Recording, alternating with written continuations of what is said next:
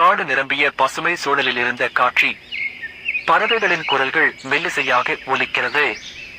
சூரியன் தங்க நிற ஒளியை குளிர் மஞ்சள் பசுமை மேல் ஊற்றுகிறது. இந்த உலகம் மனிதருக்கு தெரியாத ஒரு சிறிய உலகம்.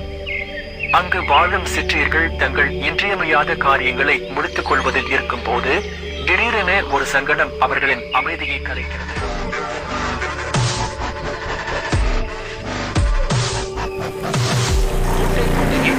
அடித்த சிறு போர் வீரன் டிராக்ஸ், அவன் பழைய நண்பன், நீல வண்ணத்திலான இலகுவான தூசி குதிரை டிலாபி மீது சவாரி செய்கிறான். அவன் கையில் தகுந்த நீல சக்தியை மின்னும் சமையல் வாழ் இருக்கிறது.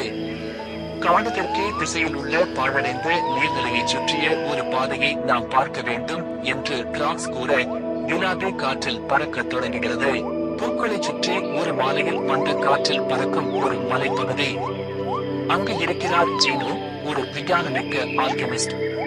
அவன் கையில் ஒரு பளபளக்கும் பன்னீர் குண்டுடன் ஒரு மஞ்சள் கருப்பு பட்டாம்பூச்சியின் முதுகில் அமர்ந்திருக்கிறான். அவரது லட்சியம் அரண்மனைக்கு போகும் ஒரு மருந்து தயாரிக்க குளிர்ந்த நீரை கொண்டு வர வேண்டும். 30 வட்டத்துக்கு மேலே ஒரு கரு அணிலின் மீது வளர்ந்த புத்திசாலியான ஜீன்ஸ் துரத்தும் ஆவலுடன் தனது லேசர் கத்தியை நெருங்க வைத்துக் கொள்கிறார்.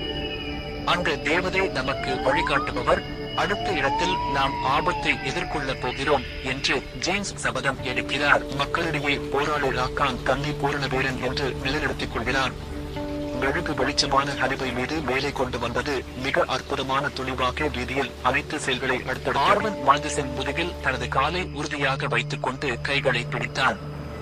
கிழக்கு திசைக்கு செல்கிறோம் என்று அவன் சொன்னவுடன் மாண்டஸ் தனது கூறிய கால்களால் வேகமாக நகரத் தொடங்கியது. கலங்கிய காந்த பொருளை கண்டுபிடிக்க வேண்டும் என்று மந்திரவாதி கூற, எறும்பு மெதுவாக தனது பாதையில் நகர்ந்தது. ஒரு நத்தை மெதுவாக நடந்து செல்வது, அதன் மேல் நட்சத்திரங்கள் ஜொலிக்கும் நீல ஆடையுடன் ஒரு சிறிய மந்திரவாதி தனது மினுமினும் தடியை பிடித்தபடி பணிக்கு செல்கிறான்.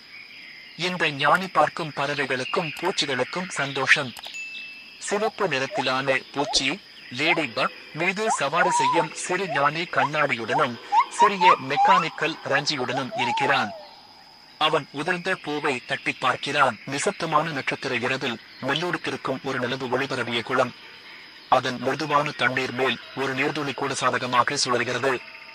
ஒரு மெழுகின் ஒளியுடன் ஒளிரும் சிறிய மந்திர நயன கன்னி தன் கைகளில் பளபளக்கும் முத்து மூங்கிலுடன் ஒரு நீர் நிறைக்கும் பூச்சியின் மீது செலுதியாக நிற்கிறாள். ஒளிரும் தீபம் போன்ற புழுவின் பயிர்ப்பிழை மேல் தீ மந்திரவாதி நிற்கிறான். அவன் தீபத்திற்கு இணையாக அவனது சிவந்த தலைமுடி பளபளக்கிறது. அவனது கைதடியின் கடையில் இருக்கும் எரியும் எரிமலை மிருகங்களையும் தாவரங்களையும் மாயத்துடன் மிரட்டுகிறது. மாயமான தேடல். மிருகங்கள் அமைதியாக சுற்றும் அதே நேரத்தில் மந்திரவாதி தன் புழுவின் மீது முன்னேறுகிறான். இரவில் மறைந்திருக்கும் மாய மூலத்தை கண்டுபிடிக்க வேண்டும் என்று அவன் நினைக்கிறான். மரங்களின் மேல் மெல்லிய தீப்பொறிகள் நடமாறுகிறது. போராட்டம் மற்றும் ஒளியின் வெற்றி. அவனை நிறுத்த முயலும் இருண்ட மரங்களின் கழுவன் உருவங்கள் அவனது எரியும் தனியால் அழிக்கப்படுகின்றன. ஒவ்வொரு தாக்கத்திலும் அவன் தன் விளைவுகளால் காடை மேலும் உளரச் செய்கிறான். நிழல் மூலத்தின் கண்டுபிடிப்பு. கடைசியில் காடின் மையத்தில் ஒரு மாய முத்து உழுகிறது. மந்திரவாதி தனது புழுவின் உதவியுடன் அதனை கைப்பற்றுகிறான். இதுதான் இரவின் ஒளியாய் மாறும் ஆற்றல் என்று அவன் சிரிக்கிறான்.